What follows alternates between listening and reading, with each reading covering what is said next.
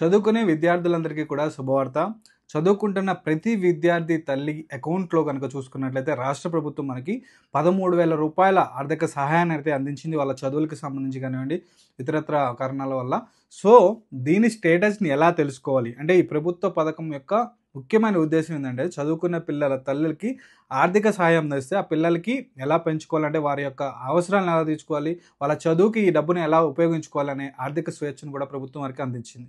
So, తల్లికి వందనం అనే ఈ ప్రభుత్వ పథకం ముఖ్యంగా చూసుకున్నట్లయితే ఆంధ్రప్రదేశ్ రాష్ట్రానికి సంబంధించిన పథకం అనమాట. సో, తెలంగాణలో మనకు చూసుకున్నట్లయితే మహాలక్ష్మి పథకం కింద మహిళకు ప్రతి నెల రూ. 2,500 ఇస్తామని చెప్పి హామీ ఇవ్వడం జరిగింది. సో, దాని గురించి కూడా ఒక గుడ్ న్యూస్ అనేదైతే రావడం జరిగింది. దాని గురించి కూడా వీళ్ళ మనం మాట్లాడుకునే ప్రయత్నం చేద్దాం. సో, ముఖ్యంగా తల్లికి వందనం స్కీమ్ గురించి స్టేటస్‌ని ఎలా తెలుసుకోవాలి అనేది ఇప్పుడు ఈ వీడియోలో మనం తెలుసుకుందాము.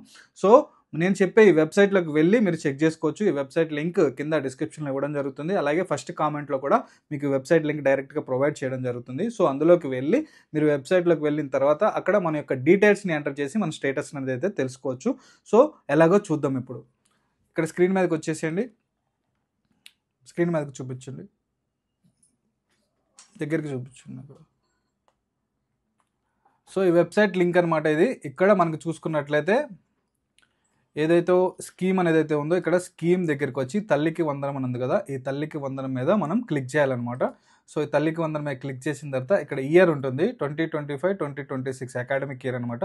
సో, దీని మీద అయితే మనం క్లిక్ చేసుకోవాలి. అలాగే ఇక్కడ యూఐడి నెంబర్ ఉంది కదా, ఈ యూఐడి నెంబర్ అంటే మన యొక్క ఆధార్ నెంబర్ని ఇక్కడ ఎంటర్ చేయాలి. ఎంటర్ చేసిన తర్వాత ఈ నెంబర్ ఏదైతే క్యాప్చర్ నెంబర్ ఉందో ఈ క్యాప్చర్ నెంబర్ని మనం ఇక్కడ ఎంటర్ చేయాలి. సో, ఈ కంప్లీట్ చేయాలన్నమాట. తల్లికి వందనం అకాడమిక్ ఇయర్ మన ఆధార్ నెంబర్ కరెక్ట్గా ఎంటర్ చేయండి.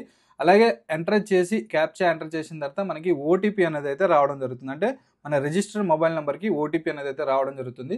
ఆ ఓటీపీని మనం ఇక్కడ ఎంటర్ చేసి సబ్మిట్ చేసినట్లయితే మన యొక్క డీటెయిల్స్ అన్నీ కూడా ఇక్కడ చూపించడం జరుగుతుంది. సో, బేసిక్ డీటెయిల్స్ అంటే మన డిస్ట్రిక్ట్ మండలి ఇవన్నీ చూపిస్తుంది. మొబైల్ నెంబరు, బెనిఫిషియరీ నేము, క్లస్టర్ కోడ్ ఇవన్నీ చూపిస్తాయి. అలాగే అప్లికేషన్ డీటెయిల్స్ దగ్గరికి వచ్చేసరికి application number, application date, application status ఏంటి అనేది కూడా తెలుస్తుంది. రిమార్క్స్ కూడా వస్తుంది. సో, ఇక్కడ పేమెంట్ డీటెయిల్స్ అంటే మన యొక్క అప్లికేషన్ ఓకే అయిపోయిన తర్వాత స్టేటస్ అంటే పేమెంట్కి సంబంధించిన ఎంత అమౌంట్ పడింది, ఎలా పడింది అనేది కూడా క్లియర్గా ఇక్కడ చూపించడం జరుగుతుంది. సో, ఇవన్నీ చూపించిన తర్వాత మన మొబైల్ నెంబర్లకు కూడా మెసేజ్లు అనేది అయితే రావడం జరుగుతుంది. అంటే బ్యాంక్ అకౌంట్కి సంబంధించి మనకి ఇంత అమౌంట్ పడింది అని చెప్పి మనకి మెసేజ్లు కూడా రావడం జరుగుతుంది. వాటిలో కూడా మనం చెక్ చేసుకోవచ్చు. ఇంకా ఇలాంటి మంచి ఇన్ఫర్మేషన్ వీడియోస్ కోసం అందరికీ మన అకౌంట్ని వెంటనే ఫాలో చేయమని చెప్పండి. అలాగే ఈ వీడియోని అందరికీ షేర్ చేయండి.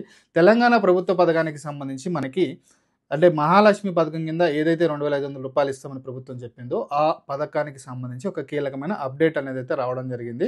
జూలై నెలలో మనకి ఏదైతే ఎన్నికలు ఉన్నాయో ఆ ఎన్నికల కంటే ముందే మనకి ఈ మహాలక్ష్మి పథకానికి అమలు చేసే వీలున్నట్లుగా వార్తలు అనేది అయితే వినిపిస్తున్నాయి. అంటే దానికి సంబంధించిన కసరత్తు పనులు కూడా చేస్తున్నట్లుగా తెలుస్తుంది.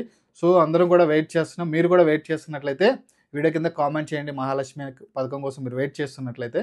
సో, ఈ ఇన్ఫర్మేషన్ అనేది మీకు నచ్చినట్లయితే అందరికీ షేర్ చేయండి. అలాగే మన అకౌంట్ని ఫాలో చేయండి. Thank you friends.